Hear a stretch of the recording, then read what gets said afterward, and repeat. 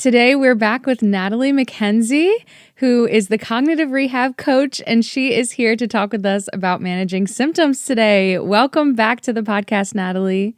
Oh, thank you. It's so lovely to be back. I can't believe it's been, it's about 18 months, I think, since we last spoke. Yes. And you were on season 1 of the podcast, and now we're here on season 2. So I'm so glad you came back. And do you want to share a little bit about who you are and your brain injury experience? Yeah. So for those of you who don't know me or haven't listened to my other one, which of course you should, I run a brain injury rehab service here in the UK. I've worked in brain injury rehab, neuro rehab for coming up to 20 years. So pretty much my whole career has been brain injury rehab. And a couple of years ago, I started up the Cognitive Rehab Coach, where I provide more international one-to-one support for people that don't have the funds to access our rehab services here. And I do a lot of education, a lot of talk to people like you, different communities. And I work from a cognitive rehab perspective. So looking at sort of how you cope day to day with your function, how we implement strategies and scaffolding with some sort of, psychological support along the way. And I also do a lot of work with individuals who have TBI and ADHD, which is quite complex.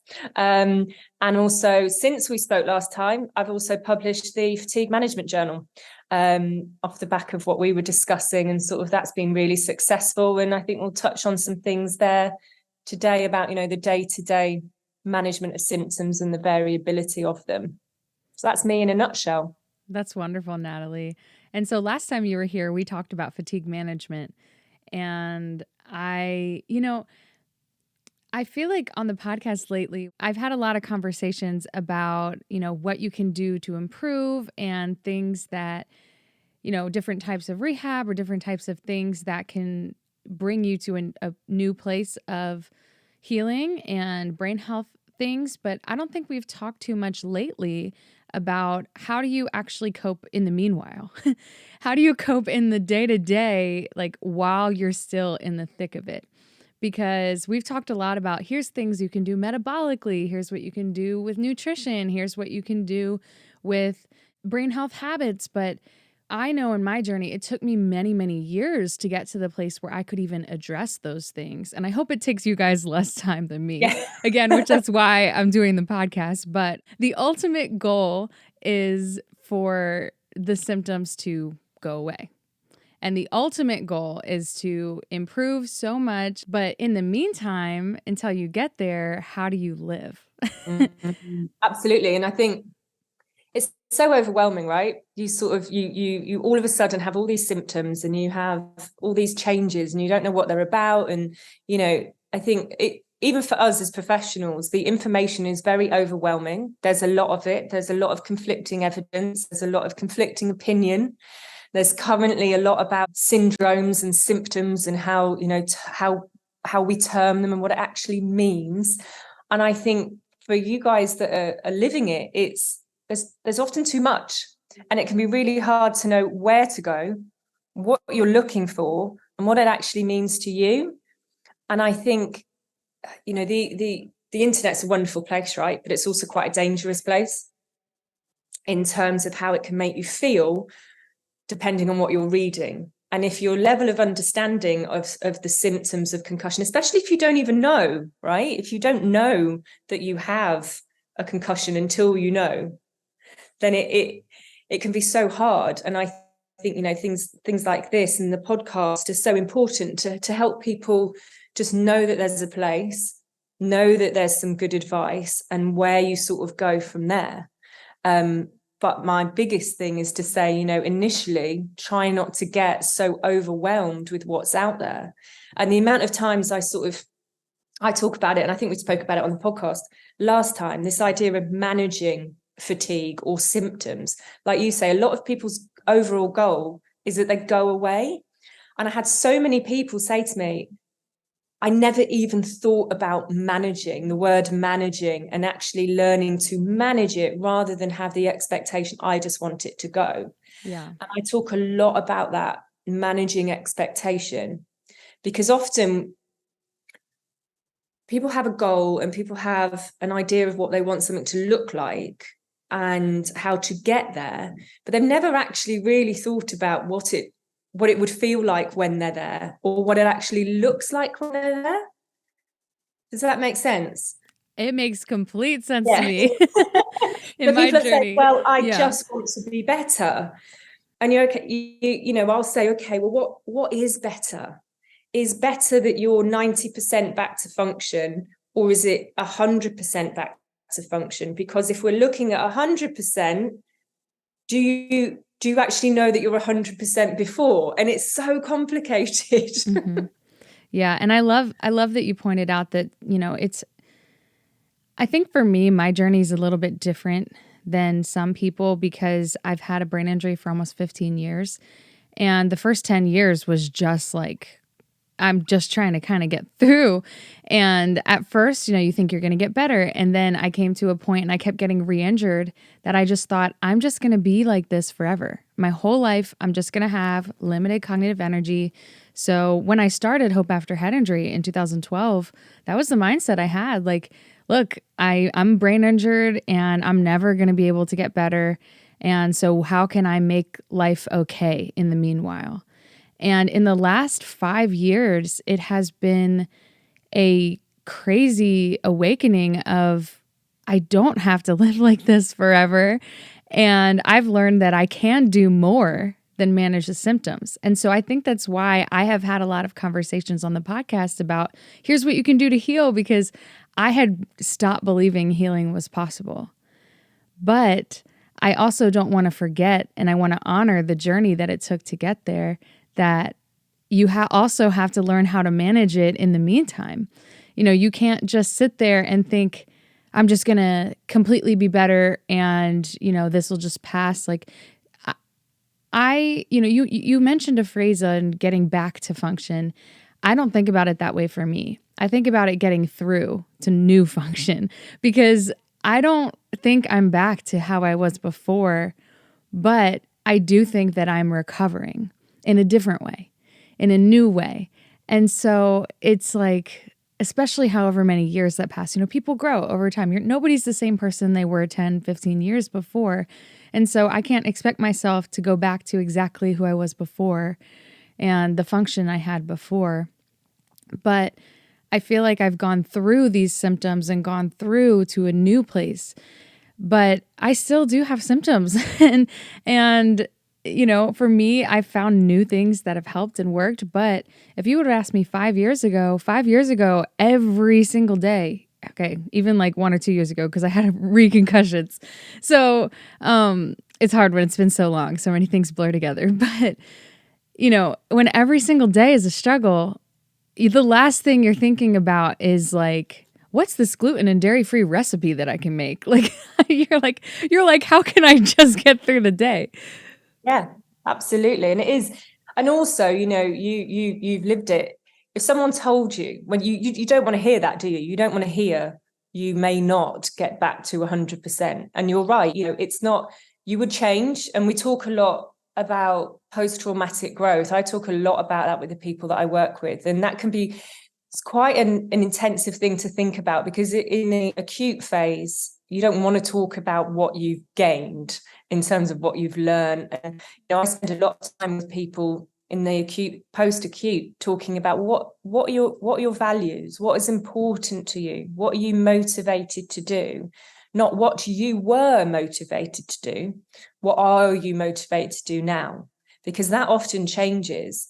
And that post-traumatic growth, post any trauma and head injury, is so important. You know, I think people in those early stages, if they hear everyone saying, well, there's nothing wrong with you, just get back to work, you're fine, you know, rest, blah, blah, blah, all of that, you know, to think that 5, 6, 7 years down the line, they might actually come out the other side with growth versus loss, can be a really, really difficult thing to think, and very overwhelming. Again, that sense of overwhelm that I was saying. And it can seem like a massive mountain to climb that's just too much. Yeah, it can. And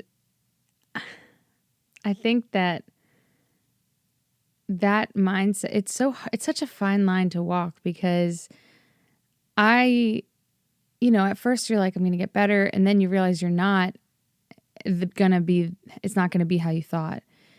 And I remember just thinking, all right, I'm just going to be damaged forever. Like, I'm just going to have these problems the rest of my life, and I just need to make the best of it.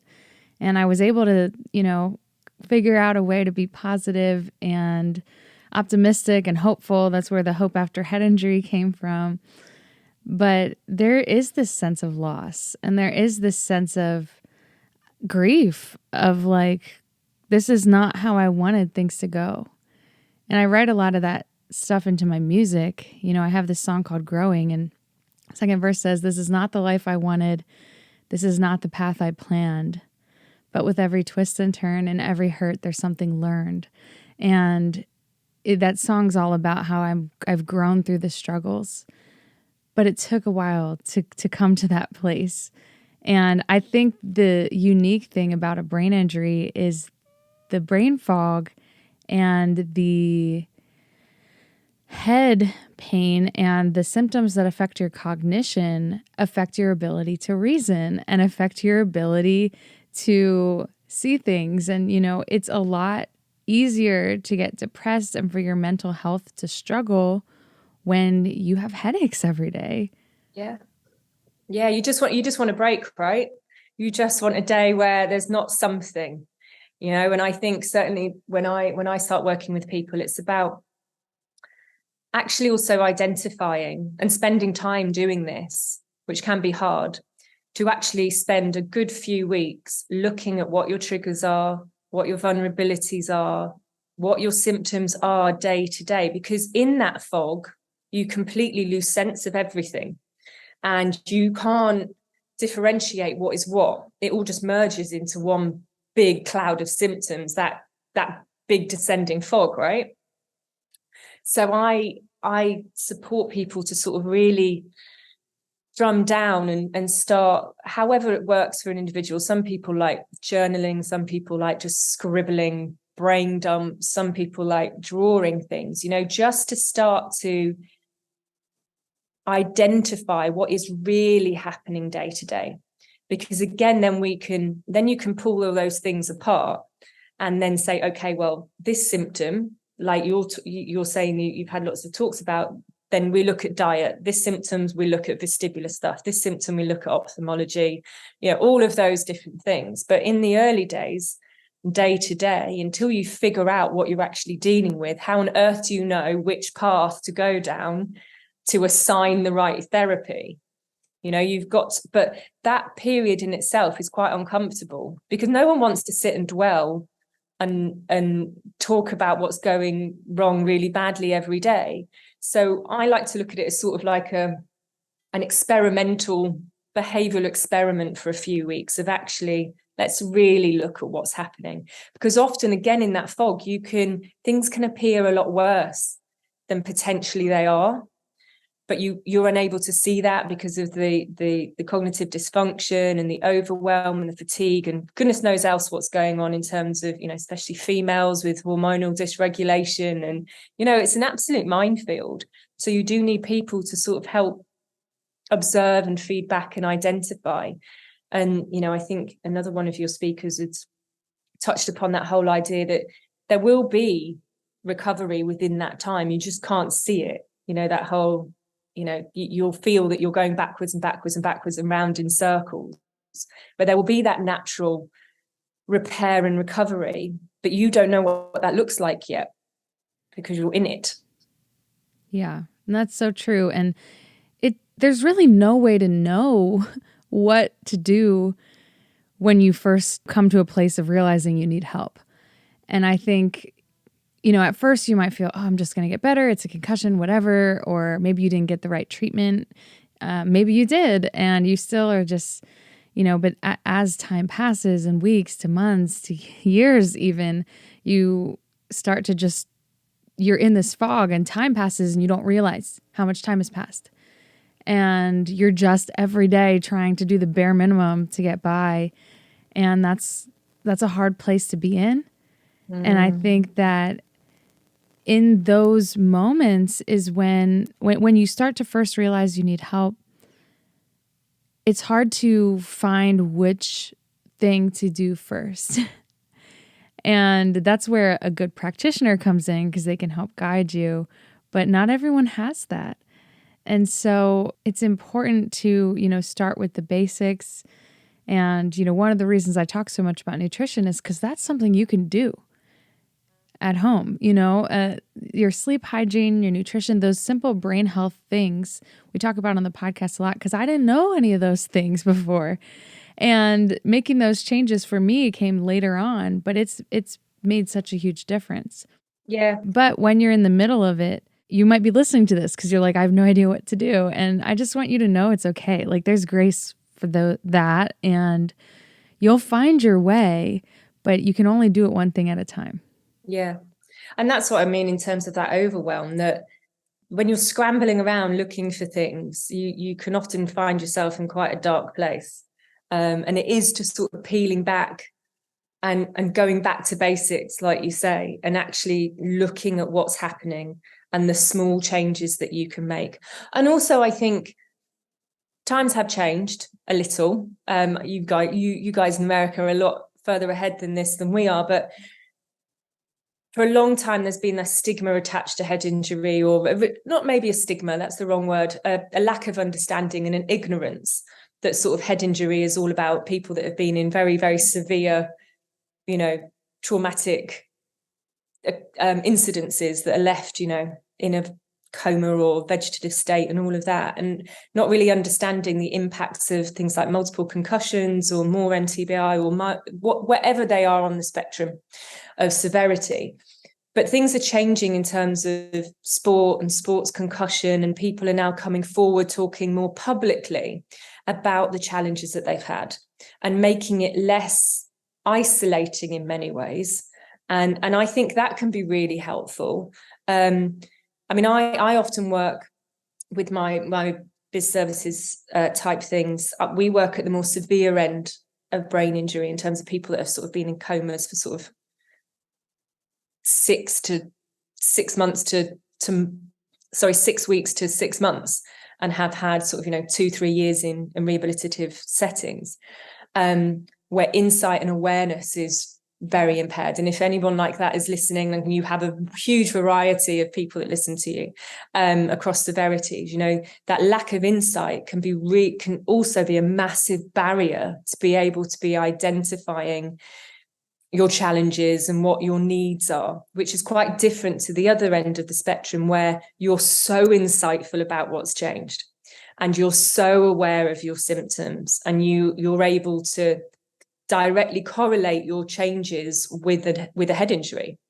Whereas at the other end of the spectrum, where you've got such a severe lack of insight, that can really impact where you're going as well. And we see a lot of mood and behavioral challenges at that end. But yeah, going back, so we often talk about encouraging people to listen to the stories like yours, like sportsmen here. We have James Cracknell and TV producer called Richard Hammond, and you guys have all the NFL players talking about things. And certainly I've had a lot more conferences this year, and people are talking about it more. They're talking more about the impact of head injuries, of concussions, of multiple traumas on cognition and on function. And I think there's a lot of power in people like that who talk about it openly without the shame. And I say that without the shame being the really important bit, because I think so many people feel that because they're told by many medical professionals, there's nothing wrong with you. It's anxiety, it's mood, you'll be fine, just do this, get over it. And I hope, things like your podcast and the talks of other people about their struggles will help people to find the right early interventions, and to also just not feel quite so alone with it. I think that's so key in the early day-to-day. Today is a terrible day type, just knowing that you're not on your own and that there are other people out there who share in that. is really, really powerful. Yeah, that's so good. And with the people telling you, oh, like you're fine, or, you should just do this, sometimes those doctors will say, like, sleep more, exercise more. But for somebody who has autonomic dysfunction, if you exercise more, you're going to feel worse, not better. And so if you have an impaired nervous system and you're trying to do these things that somebody without a brain injury would do to feel better, sleep more, okay, but what if you're dysautonomia, or what if your cognition, or what if you have headaches that causes you not to be able to sleep well? What if you're stuck in fight or flight mode? Or what if your head pain is so bad you can't sleep? Or what if you're so overwhelmed that you can't shut off your brain at night? And so, you try and you try, and then they say exercise more, and then you exercise more and you feel worse. That was me for so many years. It was like, okay. And so I would go to the gym and I would exercise really hard for like an hour, and then I would feel so bad I couldn't do anything else the rest of the day. And I thought I was doing what was good for me. Yeah. And I didn't know that I needed different type of exercise and I needed different types of intervention because my brain and nervous system was in a different state. And so it is really important for you to just know that if you're having trouble on the day by day and everything you're trying is not working, that there is something that will work for you. But it can feel like so hard to find what that thing is. Yeah. Hence why it's important to find out first, which is the hard bit, what is actually not working. It's often harder to figure out what is not working than what is working. I think we get we focus on looking at all the things that are going to help us without really identifying what it is we're looking for help with. Hence why I talk about that, taking that period of time to really detail what's happening. Because in the moment, when you, like your example, going out and doing all that exercise because that's what you thought was the right thing to do, because that's what people told you to do, in the moment, you probably thought, oh God, I'm not feeling great. But were you able to sort of at the time put all of that together? Absolutely And not. understand Yeah. no. At Yeah, the you're just time, like, oh, this isn't right. I knew that I didn't feel good, but I thought, oh, well, you're supposed to feel bad like when you're tired from exercising. Or like, I didn't know that what I was feeling was not normal fatigue. Yeah. Yeah.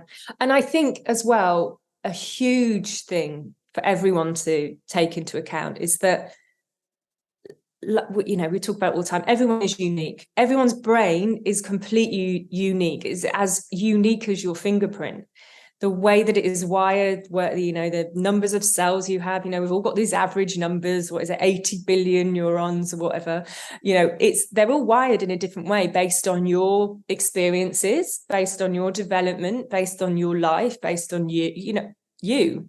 So what might work for somebody else doesn't necessarily equate to what might work for you. And that's even more frustrating, right? It's like if someone could just hand you a book and say, here you go, this is how you recover from a head injury.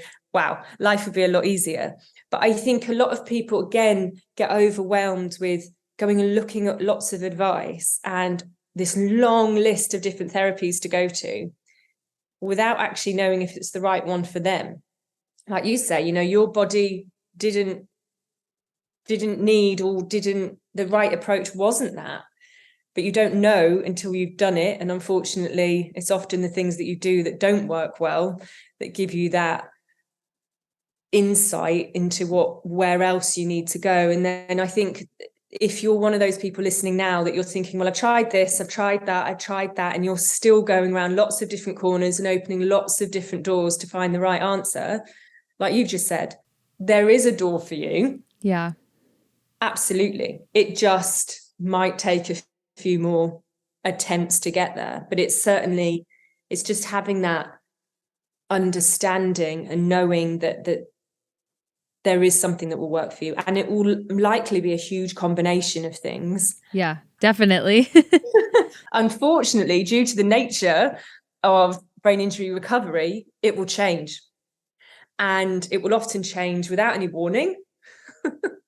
or, and that for me, and what a lot of clients say to me is that longer term, that can be really frustrating for them, where they think everything's going well and you've got all your scaffolding in place and these strategies are working. And then boom, something in life comes along and just throws you completely off track, because life has a habit of doing that, doesn't it? Yeah. Yeah. So, so important. And when you say like you try these things, it doesn't work, I think about it's also about the right fit at the right time. About 5 years ago, maybe a little bit more than that, I had gone to a chiropractor and I thought it didn't help at all and it made me feel worse. Now, for the last year, I've been going to a different chiropractor that's trained in neurology, and it's changed my life and I feel so much better. And so, some people I hear, they say, I tried chiropractic care, it didn't help me. Well, maybe you need a different chiropractor. Maybe it was not the right fit. Maybe that chiropractor didn't know enough about brain injuries to help you. And so I think it's also important that, instead of trying each thing and just checking off a box, remembering every treatment is nuanced. And maybe at that time, my body wasn't ready to respond to the chiropractic care as it is now. It's a journey. It's not something that you try one thing one time and then you think, oh, it didn't help. But keep searching and keep looking for new things. So Natalie, how would you recommend somebody figure out what symptoms they need help with? So what I'd encourage is literally 3 or 4 weeks of really raw symptom detailing. However it works for you.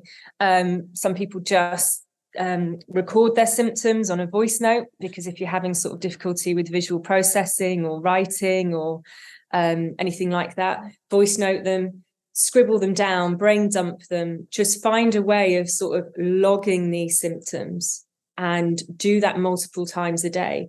So in the fatigue management journal, I get people to do that before they embark on actually trying to work out how to make their days work, because we need to look at everything, every single symptom. And in women, I always suggest that you do it for a bit longer, so we can and track your cycles alongside symptoms as well, so we can start to look at the impact of that. Because I cannot tell you how many women I work with who at certain times just cannot function at all, but could the week before to a certain extent. And again, there's lack of understanding about things like that, and thankfully now people are talking about it more. But just as I say, that initial symptom logging. And you don't have to have it all singing or dancing journal or timetable or anything. Just get them down on paper, day to day, times of day. And then what we can look at is what then makes those symptoms worse, what eases them, what environment. We then look at different environments, what type of environments trigger them, what types of environment reduce them. And then we look at how we can monitor them to then learn how to manage them.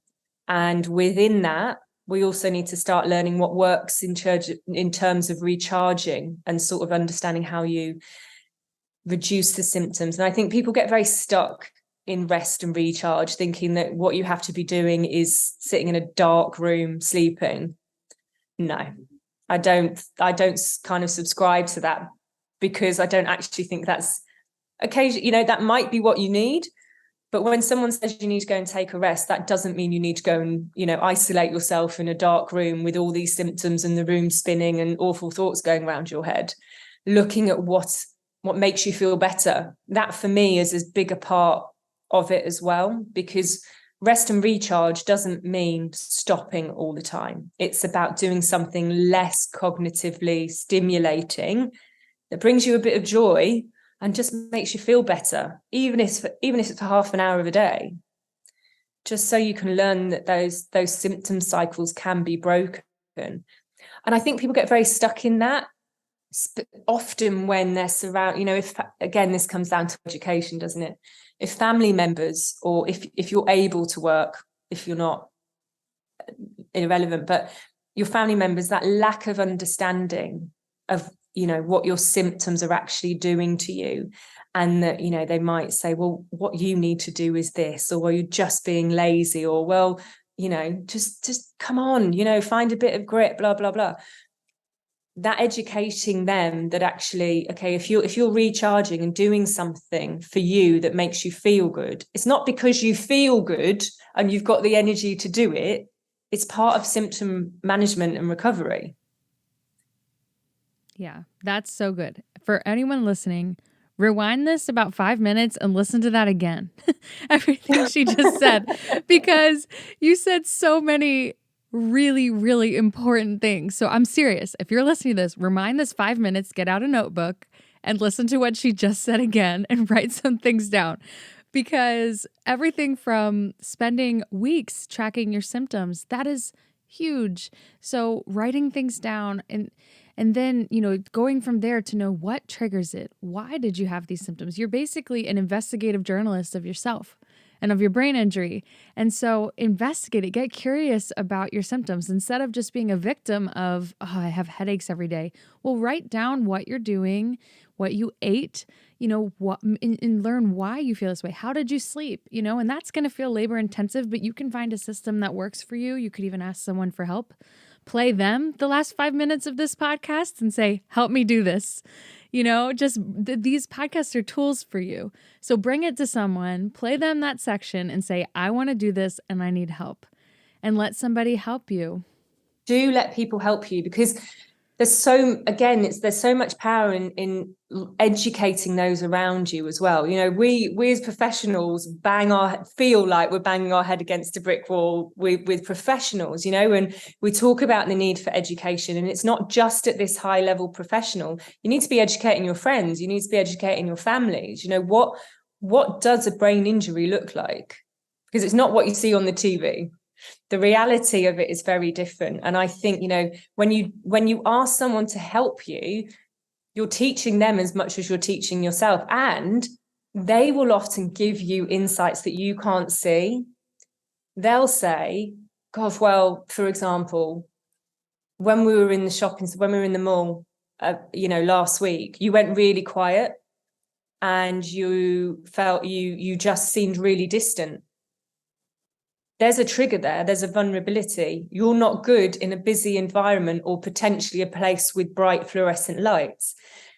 You might feel it as overwhelm, but another person sees it as you withdrawing and, you know, asking what they see. You know, get them, you know, if you're out with your parents or your sister or your friend, say, just keep an eye, will you? I'm doing this experiment, you know, make it a bit interesting. Will you keep an eye and see how I behave, or if you notice anything different? Because again, you might not in that moment know what that is, but if you then have a few weeks of data where you're, you know, every time you're going out to a shopping center, you're becoming withdrawn and you're coming home with a headache, or you're having to cut short a trip, you then need, you know, what I would be doing is going, okay, well, what's the lighting? Is there music playing in the shopping center? Are you having a conversation? Do you have a shopping list, or are you relying on your memory? You know, peel back all those layers and actually try and figure out what is the symptom, you know? And then, like I said earlier, then we can say, okay, well, if it's hyperacuity from noise, then we're saying, okay, let's look at going down the auditory route. If it's light sensitivity, then we're going down, you know, visual and things like the glasses, etc.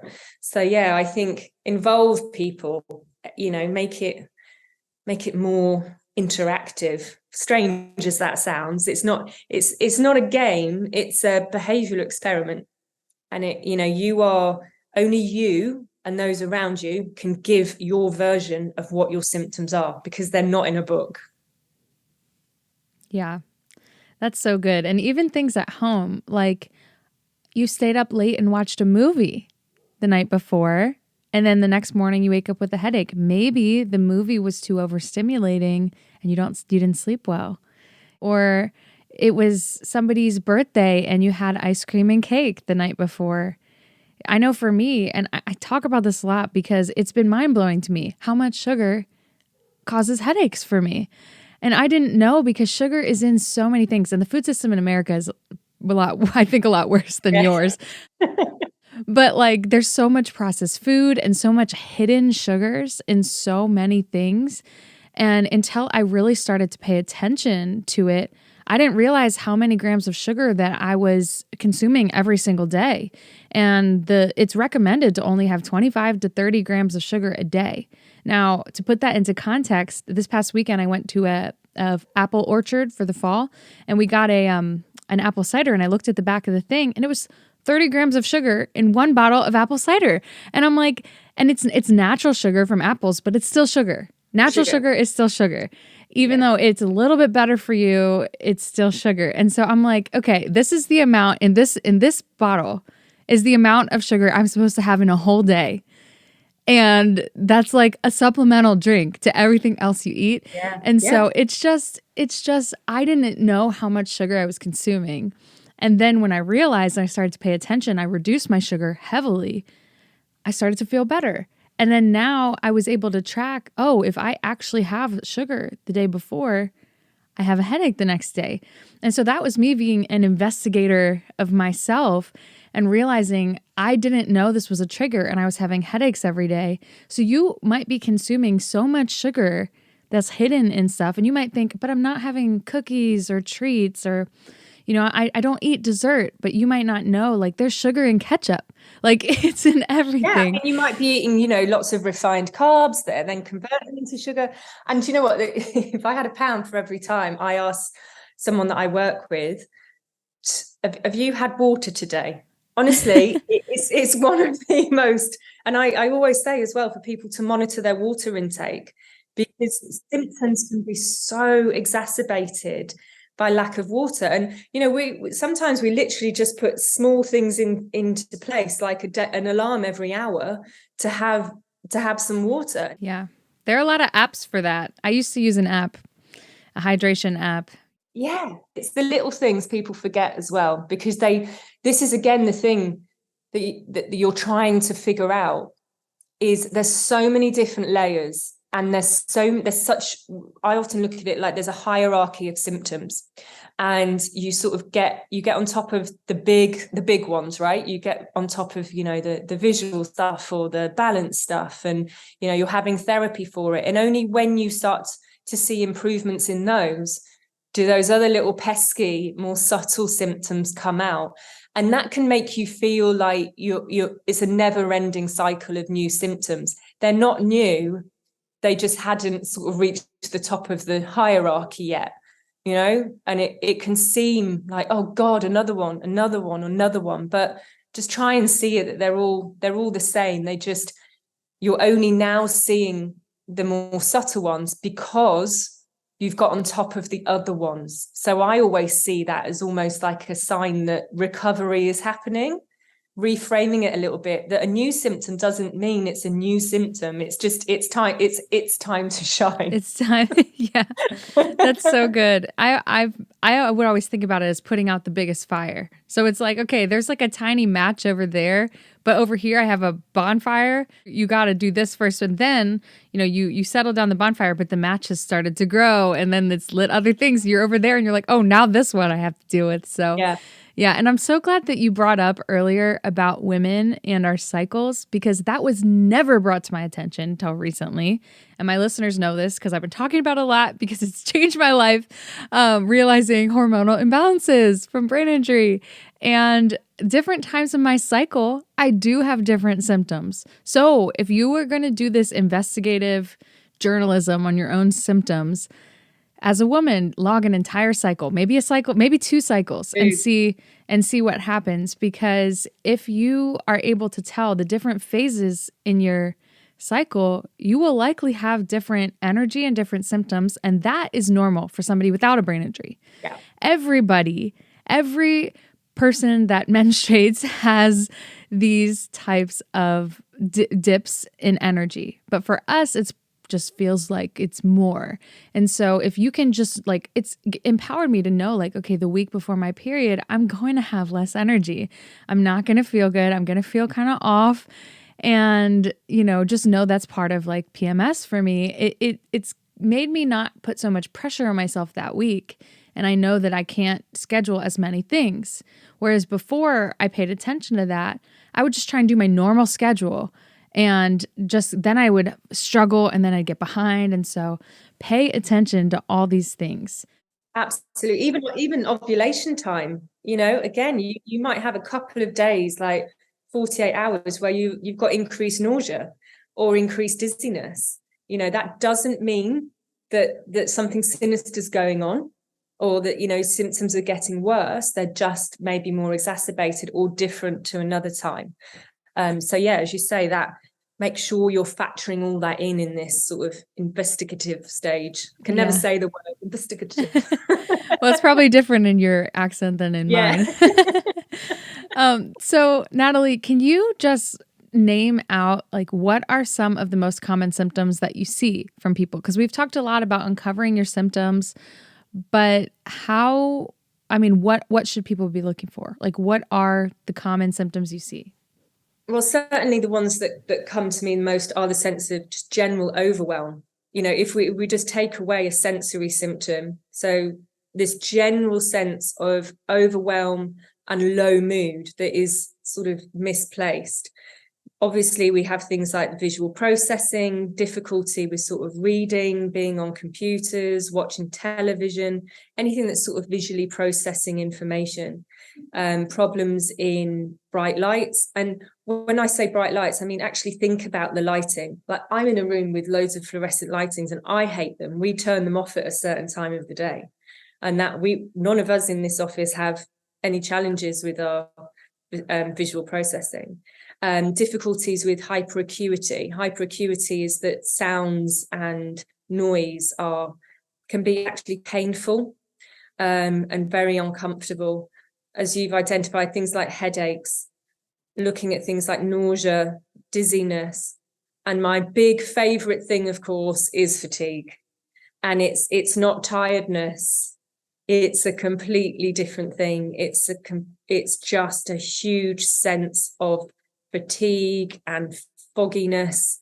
People often describe it to me as this descending fog. I'll be fine one moment and it's fatigue is something that isn't eased with a good night's sleep. It's that, you know, and it fluctuates. And just like I say, for me, the biggest thing is just this feeling of overwhelm and lack of control, I think. And that people struggle to try and list their symptoms to me sometimes. And if I say, so you're just feeling really overwhelmed and out of control, is often what people are feeling. They just don't know that it's that. Because again, it's that, well, people don't want to show a weakness or say that they're struggling or don't know what this cacophony of symptoms actually is. For me, it's a big marker when someone comes to me in a really low mood and really scared, I guess, that they've got to a point that their symptoms, especially sensory symptoms, have just got to a point of complete overload and overwhelm. And, you know, what we want to be doing is helping people not get to that point. Because often people reach out when they feel that they've got nowhere else to go because everything is all too much. What we want to be doing, don't we, is enabling people to get the information before that happens.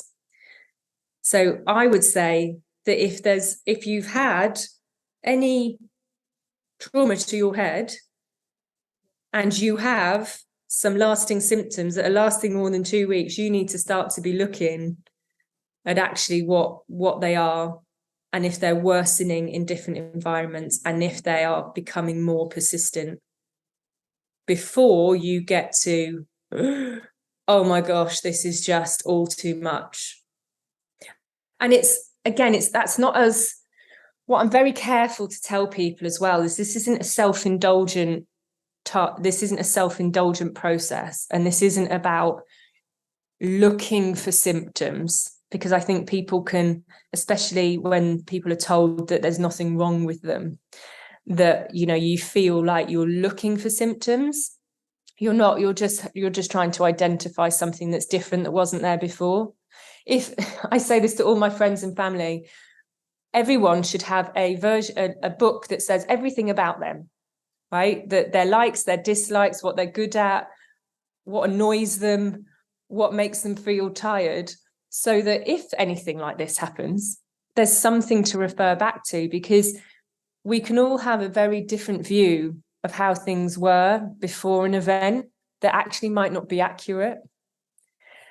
And there can be a tendency when things change and there's more symptoms to question yourself as to whether or not they're new or not. And again, this is where asking people around you is key. You know, you're not making these things up, but if you ask someone if they see any changes in you, and you trust, you know, you would assume that the person that you're asking, you've got enough trust and they know you well enough, you know, you need to be hearing it from them as well. That's so good. And surrounding yourself with those people that you can trust that will tell you the truth. And also being open to hearing it. I know that I would get really defensive when my mom would tell me what I struggled with, or when she would, you know, and it's not like she did it all the time, but, you know, at doctor's appointments when we're seeing the doctor, and she would, you know, we'd have to talk about like my deficits. I didn't like that at all. And I would get really, I would get irritated, because I'm like, I'm trying to be better. I'm trying to be better. I know I struggle with that, but I'm trying. But it's like, the reality is I was out of control all the time. And, you know, no matter how much I was trying, I was still struggling. And my doctor needed to know that. And, you know, I tried so hard to frame everything in a positive, optimistic light. But the reality is, like, then when I would be confronted with this is a real issue, I wasn't always open to hearing that about myself. So if you feel that way, I just want you to know it's okay. And it's uncomfortable, and it's going to hurt a little bit. It might feel painful, and you might feel, it might bring like, for me, it brought a sense of despair. I don't know a better word for it than that. I was really losing hope, and it brought a sense of despair of like, oh, this is my life. But looking back now, I had to go through that to get to where I am. And it's hard, but it's worth it. So looking at yourself accurately in brain injury is extremely important. Yeah, it's almost like asking someone to be your mirror, isn't it? And sometimes it helps if it's on your terms. Like you say, a lot of people say the same thing. You know, your family members, they'll bring it up in things like appointments, and you're like, whoa, like this is like, okay, that's a bit harsh. And maybe, you know, I often, as part of the journal, and what I speak to people about is sitting down with loved ones. And, you know, but you might live independently, so that, you know, if that's the case, things are slightly different. But I encourage people to sit down and start to look at what roles and responsibilities there are, and delegate sort of tasks based on what your capabilities are at that time. And that can be a really good window of opportunity to actually then start having these conversations, you know, and say, okay, well, let's say that, you know, I'm expected to cook dinner 5 nights a week. I'm really struggling with doing that because of this. And then, you know, start educating them, but also then use that space as a safe space to also ask them what they think's happening, and ask them, you know, have you noticed that I'm, like I said earlier, am I moodier at the moment? Is my mood lower? You know, am I being really snappy with you? You know, actually ask those questions. And it's interesting, I was at a conference. It was the International Brain Injury Conference this year. And again, you've got all these big neurologists and neuropsychologists and amazing professionals. And we were in a session just saying, and it was a simple thing that this neurologist said, that if you don't ask somebody a direct question, you will never get the answer. And it's so true.